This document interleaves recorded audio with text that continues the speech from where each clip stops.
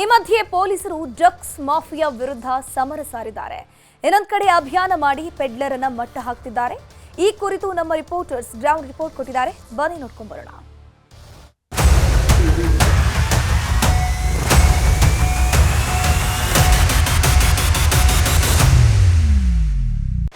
Silicon city ಅನ್ಸ್ಕೊಂಡಿರುವಂತಹ ಬೆಂಗಳೂರಿನಲ್ಲಿ ಇತ್ತೀಚೆಗೆ ಅತಿ ದೊಡ್ಡ ಪ್ರಮಾಣದಲ್ಲಿ ಡ್ರಗ್ಸ್ ಅನ್ನುವಂಥದ್ದು ಬರ್ತಾ ಇದೆ. ಒಂದಲ್ಲ ಎರಡಲ್ಲ, ಕೇವಲ 1 ತಿಂಗಳ ಅವಧಿಯಲ್ಲಿ ಬರೋಬ್ಬರಿ 90 ಕೋಟಿ ರೂಪಾಯಿಯ ಡ್ರಗ್ಸ್ ಸಿಲಿಕಾನ್ ಸಿಟಿಗೆ ಬಂದಿದೆ. ಇನ್ನು ಪೊಲೀಸರು ಕೂಡ ಅಷ್ಟೇ ಒಂದು ಡ್ರಗ್ಸ್ ಅನ್ನುವಂಥದ್ದನ್ನು ಸಂಪೂರ್ಣವಾಗಿ ನಿರ್ನಾಮ ಮಾಡಬೇಕು ಅನ್ನುವಂಥ ನಿಟ್ಟಿನಲ್ಲಿ ಪಣ ತೊಟ್ಟಿದ್ದಾರೆ. ಸಾಕಷ್ಟು ಅಭಿಯಾನಗಳನ್ನು ಮಾಡ್ತಿದ್ದಾರೆ. ಆದರೂ ಕೂಡ ಅಷ್ಟೇ ಡ್ರಗ್ ಪೆಡ್ಲರ್ಗಳು ಈ ಡ್ರಗ್ಸ್ ಅನ್ನುವಂಥದ್ದನ್ನು ಮಾರಾಟ ಮಾಡೋದು ಮಾತ್ರ ಕಡಿಮೆ ಮಾಡ್ತಾ ಇಲ್ಲ. ಇನ್ನು ಸಿಲಿಕಾನ್ ಸಿಟಿ ಬೆಂಗಳೂರಿನಲ್ಲಿ ಕಳೆದ 1 ತಿಂಗಳಲ್ಲಿ ಎಲ್ಲೆಲ್ಲಿ ಎಷ್ಟೆಷ್ಟು ಡ್ರಗ್ಸ್ ಸೀಸ್ ಆಯಿತು ಅನ್ನುವಂಥದ್ರ ಬಗ್ಗೆ ಕಂಪ್ಲೀಟ್ ಆದಂಥ ಮಾಹಿತಿ ಕೊಡ್ತೀವಿ ನೋಡಿ.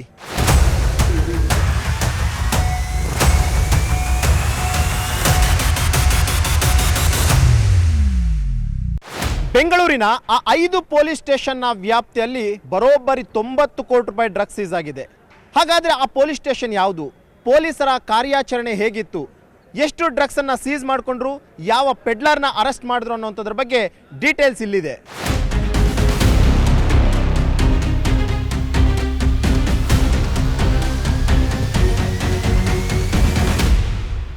ಹೆಬ್ಬಾಳ ಪೊಲೀಸರು ಒಟ್ಟು 35 ಕೋಟಿ ಮೌಲ್ಯದ 18 kg MDMA ಸೀಸ್ ಮಾಡಿಕೊಂಡಿದ್ದಾರೆ. ಹೆಬ್ಬಾಳದ ಆನಂದ ನಗರದಲ್ಲಿ ಡ್ರಗ್ಸ್ ಮಾರಾಟವನ್ನು ಮಾಡ್ತಾ ಇದ್ರು. ಈ ಬಗ್ಗೆ ಮಾಹಿತಿ ಸಂಗ್ರಹ ಮಾಡಿಕೊಂಡಿದ್ದಂತಹ ಪೊಲೀಸರು ಮನೆ ಮೇಲೆ ದಾಳಿಯನ್ನು ಮಾಡ್ತಾರೆ. ದಾಳಿ ಮಾಡಿದಂಥ ಸಂದರ್ಭದಲ್ಲಿ ಅಲ್ಲಿ ಸುಮಾರು 35 ಕೋಟಿ ಮೌಲ್ಯದ ಡ್ರಗ್ಸ್ ಅನ್ನುವಂಥದ್ದನ್ನು ಪೊಲೀಸರಿಗಾಗಲೇ ಸೀಸ್ ಮಾಡ್ಕೊಂಡಿದ್ದಾರೆ. ಇನ್ನು ಪೆಡ್ಲರ್ಸನ್ನು ವಿಚಾರಣೆ ಮಾಡಿದಂಥ ಸಂದರ್ಭದಲ್ಲಿ ದೆಹಲಿಯಿಂದ ಬೆಂಗಳೂರಿಗೆ ಅವರು ಡ್ರಗ್ಸನ್ನು ತರ್ತಾ ಇದ್ವಿ ಅನ್ನುವಂಥದ್ರ ಬಗ್ಗೆ ಕೂಡ ಅಷ್ಟೇ ಮಾಹಿತಿನ ಕೊಟ್ಟಿದ್ದಾರೆ. ಇದರ ಜೊತೆಗೆ ದೆಹಲಿಯಿಂದ ಏಕೆ ತಂದ್ರಿ ಅನ್ನುವಂಥದ್ದನ್ನು ಪೊಲೀಸರು ಇನ್ವೆಸ್ಟಿಗೇಷನ್ ಮಾಡಿದಂಥ ಸಂದರ್ಭದಲ್ಲಿ ರೈಲಿನ ಮುಖಾಂತರವಾಗಿ ತರ್ತಾ ಇದ್ವಿ ಅಂತಲೂ ಕೂಡ ಹೇಳಿದರೆ ಅಲ್ಲಿ ಟ್ರೈನ್ನ ಮುಖಾಂತರ ಬಂದಂತಹ ಡ್ರಗ್ಸನ್ನು ಸೀರೆಗಳು, ಐರನ್ ಮಾಡಲು ಬಳಸುವಂತಹ ಟೇಬಲ್ಲು, ಚೇರು ಇಂಥದ್ರಲ್ಲಿ ಅದೆಲ್ಲವನ್ನು ಕೂಡ ಹಾಕ್ಕೊಂಡು ಪೊಲೀಸರಿಗೆ ಯಾವುದೇ ರೀತಿಯಂಥ ಅನುಮಾನ ಬರದ ರೀತಿಯಲ್ಲಿ ಇವರು ಪ್ಯಾಕ್ ಮಾಡಿಕೊಂಡು ಅಲ್ಲಿಂದ ಬೆಂಗಳೂರು ನಗರದಲ್ಲಿ ಬೇರೆ ಬೇರೆ ಕಡೆ ಡಿಸ್ಟ್ರಿಬ್ಯೂಟ್ ಮಾಡ್ತಾ ಇದ್ವಿ ಅನ್ನುವಂಥದ್ದನ್ನು ಕೂಡ ಹೇಳಿದ್ದಾರೆ. ಇನ್ನು ಆನಂದ್ ನಗರದಲ್ಲಿರುವಂತಹ ಅಪಾರ್ಟ್ಮೆಂಟ್ನಲ್ಲಿ ಈ ಒಂದು ಡ್ರಗ್ಸನ್ನು ಸೀಸ್ ಮಾಡ್ಕೊಂಡಿದ್ದಂತಹ ಪೊಲೀಸರು ಸುಮಾರು 8ಕ್ಕೂ ಹೆಚ್ಚು ಆರೋಪಿಗಳನ್ನು ಈಗಾಗಲೇ ಅರೆಸ್ಟ್ ಮಾಡಿದ್ದಾರೆ. ಅರೆಸ್ಟ್ ಮಾಡಿರುವಂತಹ ಆರೋಪಿಗಳಲ್ಲಿ ಬಹುತೇಕರು ನೈಜೀರಿಯಾದವರು ಅನ್ನುವಂಥದ್ದು ಕೂಡ ಅಷ್ಟು ಈಗಾಗಲೇ ಮಾಹಿತಿ ಪೊಲೀಸರು ಸಿಕ್ಕಿರುವಂಥದ್ದು. ಸದ್ಯಕ್ಕೆ ಆರೋಪಿಗಳ ಮುಖಾಂತರವಾಗಿ ಯಾರೆಲ್ಲ ಪೆಡ್ಲರ್ಗಳು ಇವ್ರ ಜೊತೆ ಲಿಂಕ್ ಇದ್ದರು, ಯಾರೆಲ್ಲ ಸಬ್ ಪೆಡ್ಲರ್ಗಳು ಲಿಂಕ್ ಇದ್ದರು ಅನ್ನೋಂಥದ್ರ ಬಗ್ಗೆ ಹೆಬ್ಬಾಳ ಪೊಲೀಸರು ಇನ್ವೆಸ್ಟಿಗೇಷನನ್ನು ಕಂಟಿನ್ಯೂ ಮಾಡಿದ್ದಾರೆ. ಮತ್ತೊಂದು ಪ್ರಕರಣದಲ್ಲಿ ಬೆಂಗಳೂರಿನ CCB ಪೊಲೀಸರು ಕೂಡ ಸುಮಾರು 34 ಕೋಟಿಯಷ್ಟು ಡ್ರಗ್ಸನ್ನು ಈಗಾಗಲೇ ಸೀಸ್ ಮಾಡ್ಕೊಂಡಿರುವಂಥದ್ದು. ಎಲ್ಲರೂ ಕೂಡ ಅಷ್ಟೇ ನೈಜೀರಿಯಾ ಪೆಡ್ಲರ್ಗಳು ಇವರು ಕೂಡ ಆಗಿರ್ತಾರೆ. MDMA ಕ್ರಿಸ್ಟಲ್ಸನ್ನು ನೈಜೀರಿಯಾ ಪೆಡ್ಲರ್ಗಳು ಹೊರ ರಾಜ್ಯದಿಂದ ತಂದು ಬೆಂಗಳೂರಿನಲ್ಲಿ ಮಾರಾಟ ಮಾಡ್ತಿದ್ರು.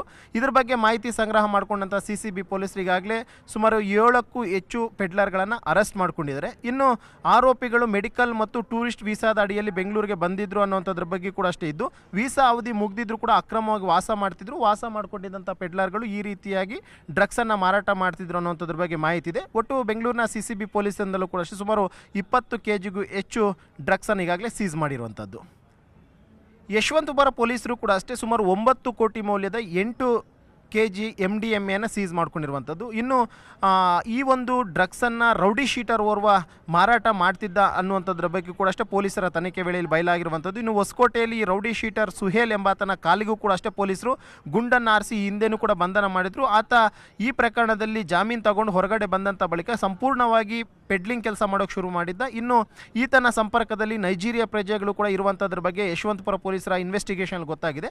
ಅದ್ರ ಬಗ್ಗೆಯೂ ಕೂಡ ಅಷ್ಟೇ ಪೊಲೀಸರಿಗಾಗಲೇ ಮಾಹಿತಿನ ಸಂಗ್ರಹ ಮಾಡಿರುವಂಥದ್ದು. ಸದ್ಯಕ್ಕೆ ರೌಡಿ ಶೀಟರ್ ಬಳಿಯಿಂದ ಸುಮಾರು 9 ಕೋಟಿ ಮೌಲ್ಯದ 8 kg MDMA ಸೀಸ್ ಮಾಡಿಕೊಂಡಿದ್ದಾರೆ.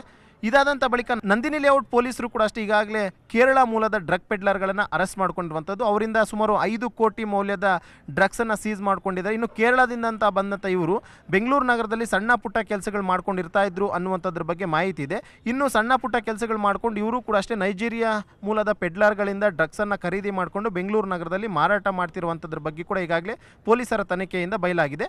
ಮತ್ತೊಂದು ಕಡೆ ಬಾಗ್ಲೂರು ಪೊಲೀಸರು ಕೂಡ ಸುಮಾರು 16 ಕೋಟಿ ಮೌಲ್ಯದ LSD ಸ್ಟ್ರಿಪ್ಸ್ಗಳನ್ನು ಈಗಾಗಲೇ ಈಗಾಗಲೇ ವಶಕ್ಕೆ ಪಡ್ಕೊಂಡಿದ್ದಾರೆ. ಇವರು ಕೂಡ ಅಷ್ಟೇ ನೈಜೀರಿಯಾ ಮೂಲದ ಪೆಡ್ಲರ್ಗಳನ್ನು ಅರೆಸ್ಟ್ ಮಾಡಿರುವಂಥದ್ದು. ಇನ್ನು ನೈಜೀರಿಯಾ ಮೂಲದ ಪೆಡ್ಲರ್ಗಳು ಬೇರೆ ಬೇರೆ ರಾಜ್ಯಗಳಿಂದ ಈ ಒಂದು ಡ್ರಗ್ಸನ್ನು ತರಿಸ್ತಾ ಇದ್ರು ಅನ್ನೋಂಥದ್ರ ಬಗ್ಗೆ ಕೂಡ ಮಾಹಿತಿ ಇದೆ.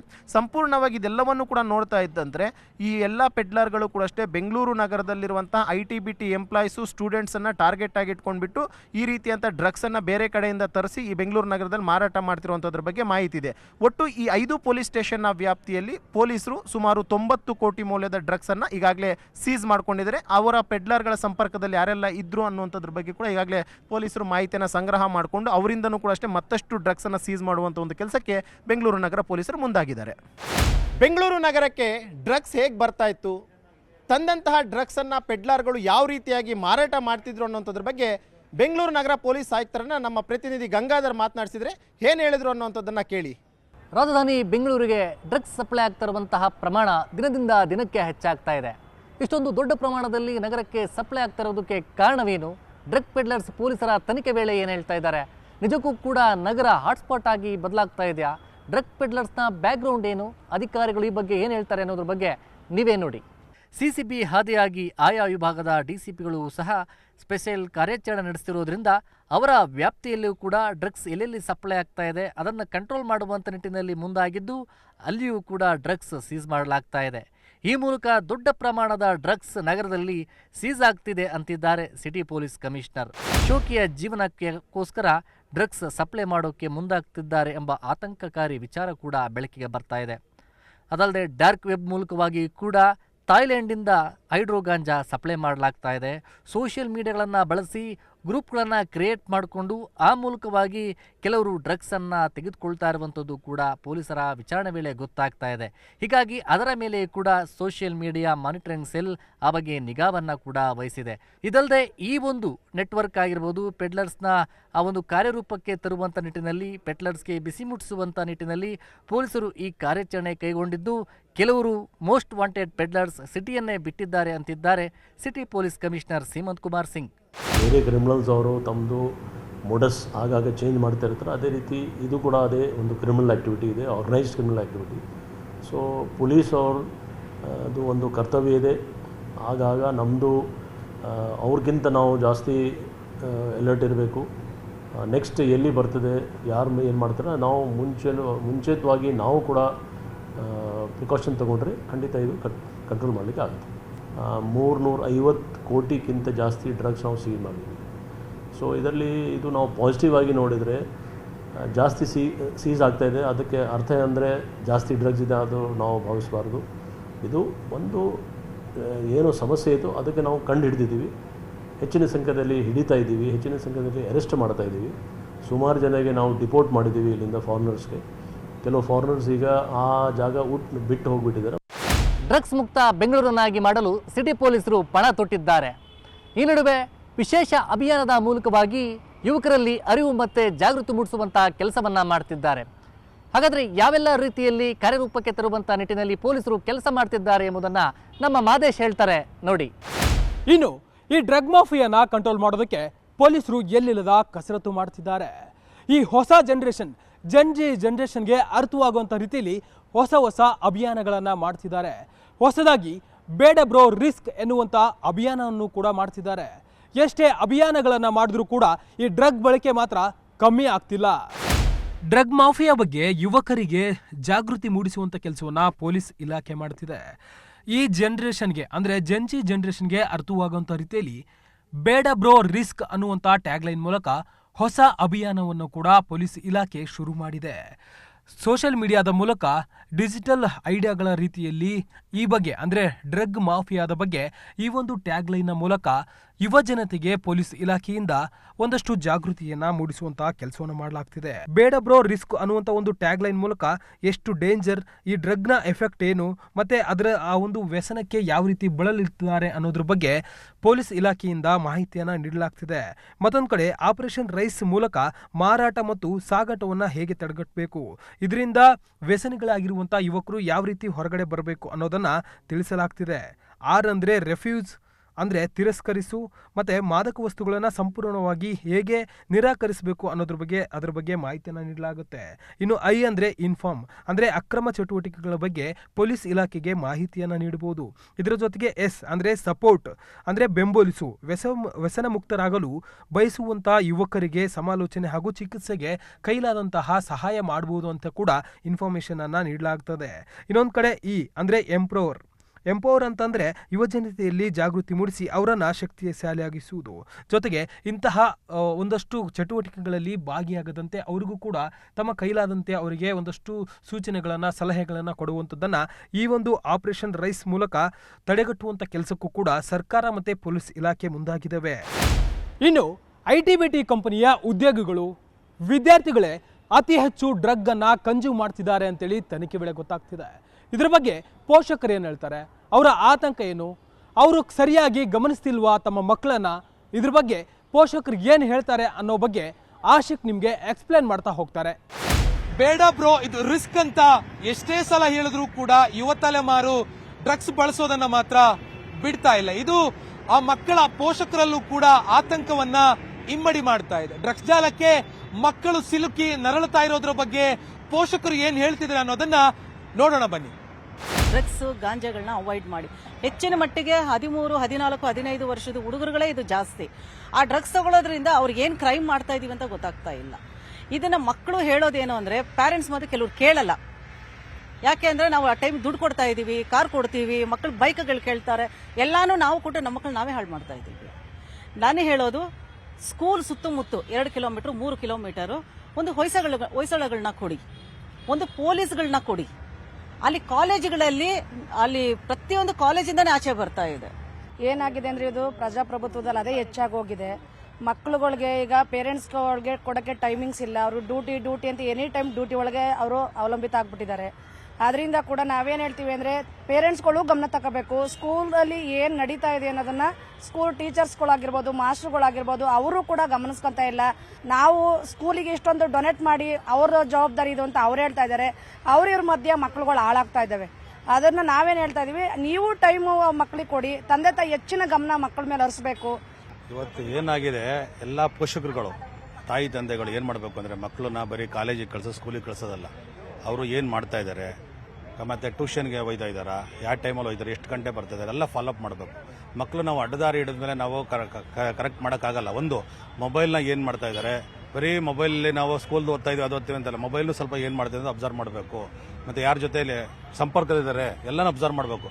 ಸರ್, ಇದು ಫಸ್ಟು ಡ್ರಗ್ಸು ಸ್ಟಾರ್ಟ್ ಆಗಿರೋದು ಸೋಷಿಯಲ್ ಮೀಡಿಯಾಯಿಂದ. ಸೋಷಿಯಲ್ ಮೀಡಿಯಾಯಿಂದ ಆಮ್ ಆಗಿಬಿಟ್ಟಿದೆ. ವಿಡಿಯೋಸ್, ಆಡಿಯೋಸು ಅಲ್ಲಿ ನೋಡಿ ಇವರು ಡ್ರಗ್ಸ್ ಮಾಡ್ತಾ ಇದ್ದಾರೆ, ನಾವೇ ಇಂಥದ್ದು ಮಾಡಬೇಕು, ಇಂಜೆಕ್ಷನ್ ತೊಗೊಳ್ತಾ ಇದ್ದಾರೆ, ನಾವೇ ಮಾಡಬೇಕಂತ. ಇದು ಸ್ಟಾರ್ಟ್ ಆಗಿರೋದು ನಮ್ಮ ಎಲ್ಲ ಸ್ಲಮ್ ಏರಿಯಾಯಿಂದ, DJ ಹಳ್ಳಿ, ಶಿವಾಜಿನಗರ್, KJ ಹಳ್ಳಿ, ಕಮ್ಮನಹಳ್ಳಿ, ಸಿಟಿ ಮಾರ್ಕೆಟ್ ಇಂದ ಆಗ್ತಾ ಇರೋದು. ಪೊಲೀಸ್ ಇಲಾಖೆ ಲೋಕಲಲ್ಲಿ ಎಲ್ಲಿಂದ ಬರ್ತದೆ, ಯಾವ ರೀತಿ ಯಾರಿಂದ ಯಾರಿಗೆ ಸಪ್ಲೈ ಆಯ್ತದೆ ಅನ್ನೋದು ಫಸ್ಟು ಸ್ಥಳೀಯವಾಗಿ ಪೊಲೀಸ್ ಇಲಾಖೆಯವರಿಗೆ ಗೊತ್ತಿರ್ತದೆ. ದಯವಿಟ್ಟು ಅವರು ಭಾಳ ಇದು ಎಲ್ಲಿಂದ ಬರ್ತದೋ ಅದನ್ನು ಕಡಿವಾಣ ಹಾಕಬೇಕು ಅಂತ ನಾನು ಈ ಮುಖಾಂತರ ಕೇಳ್ಕೊಂತ ಇದ್ದೀನಿ. ಬೆಂಗಳೂರಿನ ಡ್ರಗ್ಸ್ ದಂಧೆಯಲ್ಲಿ ಕೋಟಿ ರೂಪಾಯಿಯ ವಹಿವಾಟು ನಡೆಯುತ್ತೆ. ITBT ಉದ್ಯೋಗಿಗಳು ಹಾಗೂ ವಿದ್ಯಾರ್ಥಿಗಳೇ ಈ ದಂಧೆಗೋರರ ಟಾರ್ಗೆಟ್. ಡ್ರಗ್ಸ್ ನೆಟ್ವರ್ಕ್ ಬಗ್ಗೆ ಸಿಲಿಕಾನ್ ಸಿಟಿಯಲ್ಲಿರುವಂತಹ ಪೋಷಕರಿಗೆ ಬೆಟ್ಟದಷ್ಟು ಆತಂಕ ಇದೆ. ಇದ್ರ ಬಗ್ಗೆ ನ್ಯೂಸ್ 18 ಜೊತೆ ಮಾತನಾಡಿದ ಕೆಲವು ಪೋಷಕರು ಬೆಂಗಳೂರಿನಲ್ಲಿ ಮಕ್ಕಳ ಕೈಗೆ ಚಾಕ್ಲೇಟ್ ಸಿಕ್ಕಂಗೆ ಡ್ರಗ್ಸ್ ಸಿಗ್ತಾ ಇದೆ ಅನ್ನುವಂತ ಒಂದು ಆತಂಕವನ್ನ ಹೊರಹಾಕಿದ್ರು. ಇದು ಮಕ್ಕಳ ಭವಿಷ್ಯವನ್ನ ಕೆಡಿಸ್ತಾ ಇದೆ. ಪೋಷಕರು, ಶಿಕ್ಷಕರು ಮತ್ತು ಹಿರಿಯರು ಇದ್ರ ಬಗ್ಗೆ ಗಂಭೀರವಾಗಿ ಅವಲೋಕಿಸಬೇಕು. ಪೋಷಕರು ಮಕ್ಕಳ ಮೇಲೆ ಹೆಚ್ಚಿನ ನಿಗಾ ಇಡಬೇಕು. ಕೆಲಸಕ್ಕೆ ಹೋದ್ಮೇಲೆ ಮಕ್ಕಳ ಬಗ್ಗೆ ಪೋಷಕರಿಗೆ ಒಂದು ಮರವಿ ಬರುತ್ತೆ, ಅದು ಆಗಬಾರದು. ಮಕ್ಕಳ ಮೇಲೆ ನಿರಂತರವಾಗಿರುವಂತಹ ನಿಗಾವನ್ನ ಪೋಷಕರು ಇಟ್ಕೋಬೇಕು. ದಿನಕ್ಕೊಮ್ಮೆ ಏನಾದ್ರೂ ಪೋಷಕರು ಮಕ್ಕಳ ಜೊತೆಗೆ ಆಪ್ತವಾಗಿ ಮಾತನಾಡಬೇಕು. ಮಕ್ಕಳ ಮನಸ್ಸನ್ನ ಅರ್ಥ ಮಾಡ್ಕೊಳ್ಳೋದಕ್ಕೆ ಪೋಷಕರಿಗೆ ಸಾಧ್ಯ ಆಗಬೇಕು. ಶಿಕ್ಷಣ ಸಂಸ್ಥೆಗಳು ಕೇವಲ ಪಾಠ ಮಾತ್ರ ಹೇಳ್ಕೊಡೋದಲ್ಲ, ಪೋಷಕ ಜಾಗದಲ್ಲಿ ನಿಂತು ಶಿಕ್ಷಕರು ಕೂಡ ಮಕ್ಕಳನ್ನ ನಿಭಾಯಿಸಬೇಕು.